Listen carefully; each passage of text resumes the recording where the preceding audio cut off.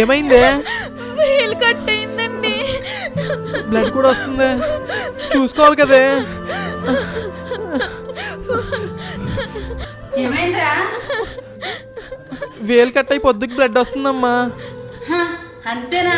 దానికి అంత కంగారు ఎందుకు బాబు? అదేంటమ్మా వేలు కట్ అయి బ్లడ్ వస్తుందంటే కంగారు పడద్దంటావు? వంటగది అన్నాక అన్ని మామూలే నాన్న. అయినా నువ్వు అంత చిన్న దెబ్బకి అంతలా అరవాలా? నా కొడుకు చూడు ఎంత కంగారు పడుతున్నాడు.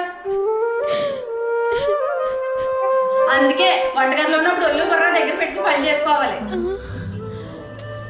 పసుపు రాత అదే తగ్గిపోతులే. నువ్వు రానా, నీకు ఫ్రూట్స్ కోసి పెడతాను.